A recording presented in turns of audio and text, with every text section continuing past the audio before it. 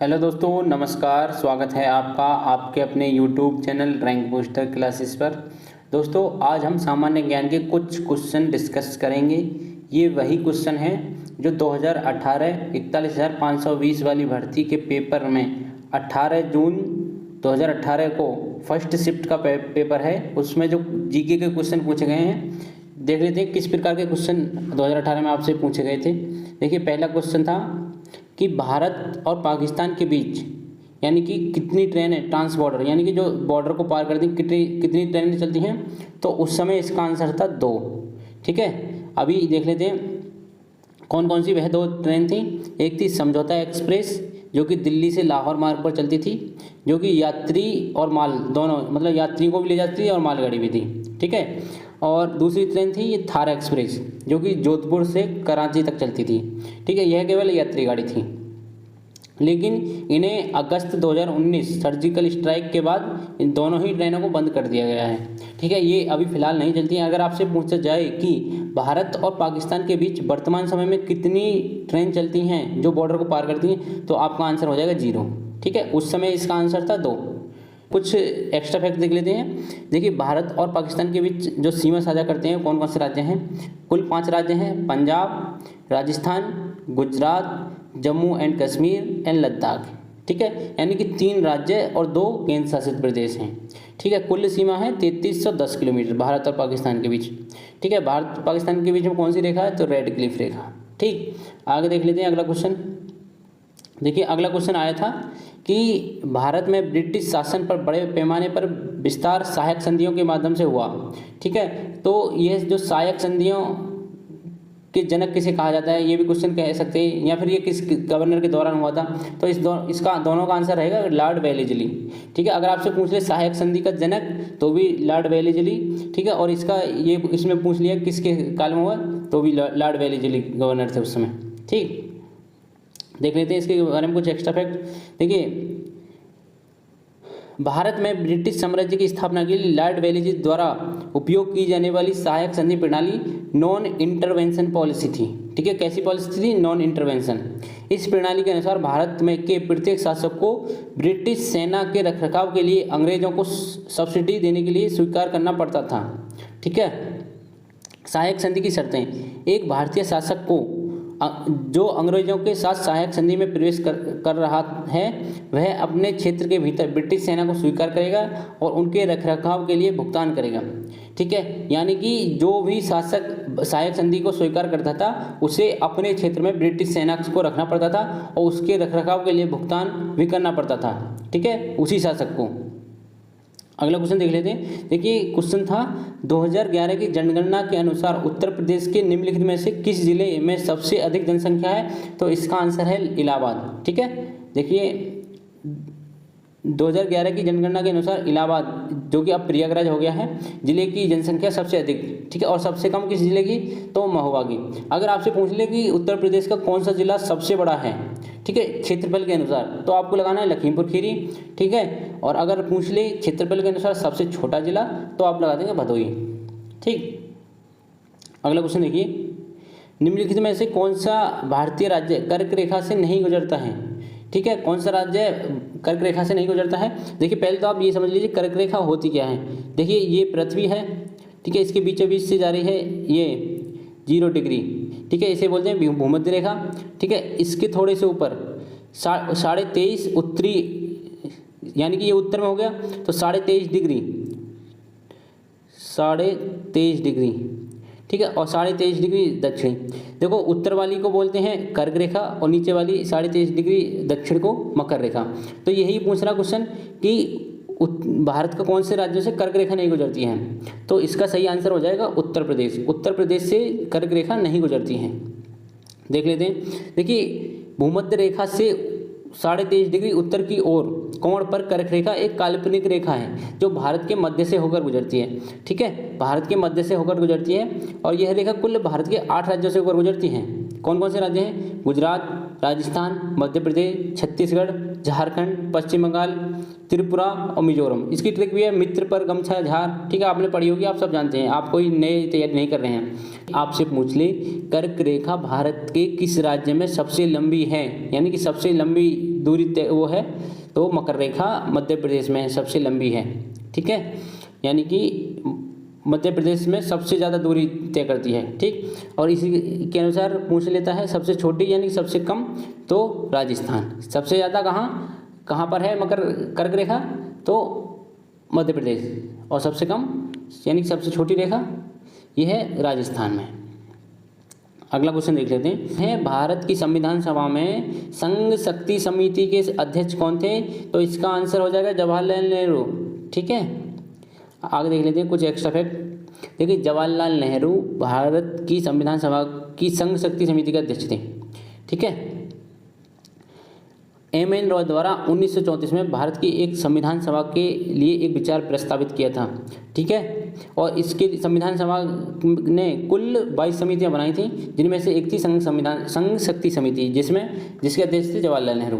देखिए, 9 दिसंबर 1946 को नई दिल्ली में पहली बार विधानसभा की बैठक हुई और इसका अंतिम सत्र, ये विधानसभा नहीं है, सॉरी, ये संविधान सभा है, ठीक है। ये है संविधान सभा, ठीक। 9 दिसंबर 1946 को नई दिल्ली में पहली बार संविधान सभा की बैठक हुई और इसका अंतिम सत्र 24 जनवरी 1950 को आयोजित किया गया, ठीक है। संघ संविधान समिति के अध्यक्ष जवाहरलाल नेहरू, प्रांतीय समिति के अध्यक्ष सरदार पटेल, प्रारूप समिति बी.आर. अम्बेडकर, संचालन समिति डॉक्टर राजेंद्र प्रसाद, ठीक है, और संघ शक्ति समिति इसके अध्यक्ष भी जवाहरलाल नेहरू। देख लीजिए अगला क्वेश्चन, प्रसिद्ध सूफी संत शेख सलीम चिश्ती की दरगाह कहाँ पर है, उत्तर प्रदेश के किस जिले में है, तो यह है फतेहपुर सीकरी, जो कि आगरा जिले के अंदर है, ठीक। देखिए, प्रसिद्ध सूफी संत शेख सलीम चिश्ती की दरगाह उत्तर प्रदेश के फतेहपुर सीकरी में स्थित है, ठीक है। ख्वाजा मोइनुद्दीन चिश्ती के उत्तराधिकारी, ठीक है, सूफी संत सलीम चिश्ती थे, ठीक है। कौन थे, ख्वाजा मोइनुद्दीन चिश्ती के उत्तराधिकारी थे शेख सलीम चिश्ती, ठीक। सूफी संत के प्रति सम्मान के प्रतीक के रूप में अकबर द्वारा मकबरा निर्मित कराया गया, यानी कि अकबर द्वारा इनका मकबरा फतेहपुर सीकरी में बनवाया गया था, ठीक है। और फतेहपुर सीकरी भारत के उत्तर प्रदेश में आगरा जिले का एक शहर है, ठीक। देख लेते हैं अगला क्वेश्चन, उत्तर प्रदेश का राज्य पुष्प क्या है, तो इसका आंसर हो जाएगा पलाश, ठीक है। क्या हो जाएगा, पलाश। उत्तर प्रदेश का राज्य का फूल है पलाश, जिसका वैज्ञानिक नाम है ब्यूटिया मोनोस्पर्म। क्या नाम है, ब्यूटिया मोनोस्पर्म। राज्य पशु है बारहसिंगा, राज्य पक्षी सारस क्रेन, और राज्य वृक्ष क्या है, अशोक वृक्ष। देख लेते हैं, मनुष्यों में पित्त कहाँ उत्पन्न होता है, तो मनुष्य में पित्त उत्पन्न होता है यकृत में। कहाँ पर, यकृत में। और स्टोर कहाँ पे होता है, पित्ताशय में, ठीक। तो इसका सही आंसर हो जाएगा यकृत। देख लेते हैं, पित्त एक तरल पदार्थ है जो यकृत द्वारा बनाया और मुक्त किया जाता है, यानी छोड़ा जाता है। यानी कि पित्त जो है एक तरल पदार्थ है, यकृत द्वारा बनाया जाता है और यकृत द्वारा ही छोड़ा जाता है, ठीक है। और पित्तरस पित्ताशय में जमा होता है और पित्त पाचन में मदद करता है, पित्तरस पाचन में मदद करता है। अब देख लेते हैं क्वेश्चन, कौन सा पड़ोसी देश जिसे थंडर ड्रैगन की भूमि के रूप में जाना जाता है, तो इसका आंसर हो जाएगा भूटान। क्या है इसका आंसर, भूटान। देखिए, ड्रुक यूल भूटान का पारंपरिक नाम है, ठीक है, जिसका अर्थ है थंडर ड्रैगन की भूमि, ठीक है। यहाँ पे हिमालयी घाटियों के कारण तेज आंधी तूफान चलते हैं, ठीक है, इस वजह से इसका नाम ड्रैगन की भूमि पड़ गया है, थंडर ड्रैगन की भूमि। भूटान पूर्वी हिमालय में स्थित एक भूमि से घिरा देश है, यानी कि भूटान की कोई भी सीमा समुद्र से नहीं लगती है, ठीक है। इसकी सीमा उत्तर में चीन और दक्षिण में भारत के साथ लगती है। देखिए, आपको लगता होगा कि भूटान नेपाल के नज़दीक है और बांग्लादेश के नज़दीक है, तो इनकी सीमा लगती होगी, लेकिन ऐसा नहीं है। भूटान की सीमा ना ही नेपाल से लगती है, ना ही बांग्लादेश से लगती है, ठीक है, लेकिन भारत से लगती है। अगला क्वेश्चन देख लेते हैं। देखिए, क्वेश्चन है, उत्तर प्रदेश का सबसे पुराना विश्वविद्यालय कौन सा है, उत्तर प्रदेश का सबसे पुराना विश्वविद्यालय, तो इसका आंसर हो जाएगा इलाहाबाद केंद्रीय विश्वविद्यालय। क्या हो जाएगा, इलाहाबाद केंद्रीय विश्वविद्यालय। देखिए, इलाहाबाद विश्वविद्यालय एक सार्वजनिक केंद्रीय विश्वविद्यालय है जो इलाहाबाद अब प्रयागराज उत्तर प्रदेश में स्थित है, ठीक है। पहले जिसका नाम इलाहाबाद, अब प्रयागराज, ठीक है, जिसकी स्थापना सितंबर 1887 को स्थापित किया गया। और यह भारत का सबसे पुराने आधुनिक विद्यालय में से एक है, विश्वविद्यालय में से एक है, जिसे पूर्व का ऑक्सफोर्ड भी कहा जाता था। ठीक है, ऑक्सफोर्ड ऑफ द ईस्ट। देखिए, मुंशी प्रेमचंद का जन्म कहाँ पे हुआ था? तो इसका सही आंसर है वाराणसी। कहाँ पे हुआ था मुंशी प्रेमचंद का जन्म? वाराणसी। देखिए, मुंशी प्रेमचंद का वास्तविक नाम क्या है, यानी कि बचपन का नाम क्या है, मूल नाम? तो इनका नाम है धनपत राय श्रीवास्तव। क्या है इनका नाम? धनपत राय श्रीवास्तव, जो कि भारतीय लेखक हैं, आधुनिक हिंदी साहित्य के लिए भी प्रसिद्ध हैं। ठीक है, उन्होंने 1907 में सोज ए वतन नामक एक पुस्तक में 5 लघु कहानियों का अपना पहला संग्रह प्रकाशित किया था। क्या, किस नाम से? सोज ए वतन। मुंशी प्रेमचंद जी ने जब लिखना शुरू किया था तो किस नाम से लिखना शुरू किया था? नवाब राय। ठीक है, लेकिन बाद में प्रेमचंद बदल लिया गया नाम। ठीक है, देखिए अगला क्वेश्चन है, ये भी जन्म से संबंध है। मेजर ध्यानचंद का जन्म कहाँ पे हुआ था? हॉकी के महानायक जो हैं मेजर ध्यानचंद का जन्म कहाँ पे हुआ था? इसका आंसर हो जाएगा इलाहाबाद। कहाँ पे हुआ था? इलाहाबाद। मेजर ध्यानचंद का जन्म 29 अगस्त 1905 को हुआ था। ठीक है, और इनकी मृत्यु कब हुई? ठीक है, 3 दिसंबर 1979 इलाहाबाद में। ये है फील्ड हॉकी के खिलाड़ी हैं। इन्होंने 1928, 1932 और 1936 के 3 ओलंपिक में स्वर्ण पदक अर्जित किया है। ठीक है, यह उत्तम गेंद पर नियंत्रण के लिए हॉकी के जादूगर के रूप में जाने जाते हैं। इन्हें भारत सरकार के द्वारा 1956 में पद्म भूषण, ठीक है, जो कि भारत का तीसरा सर्वोच्च नागरिक सम्मान है, इससे सम्मानित किया गया है। विटामिन B7 का रासायनिक नाम क्या है? तो इसका आंसर हो जाएगा बायोटीन। क्या नाम है? बायोटीन। देख लीजिए अगला क्वेश्चन, इसके बारे में एक्स्ट्रा फैक्ट देख लेते हैं। कुछ विटामिन के रासायनिक नाम देख लेते हैं। देखिए, विटामिन ए का नाम है रेटिनॉल, B1 का थायमिन, B2 का राइबोफ्लेविन, विटामिन सी का एस्कॉर्बिक, डी का कैल्सीफेरॉल और के का है फाइलोक्विनोन। ठीक है, देख लेते हैं अगला क्वेश्चन। देखिए, क्वेश्चन बहुत मज़ेदार है।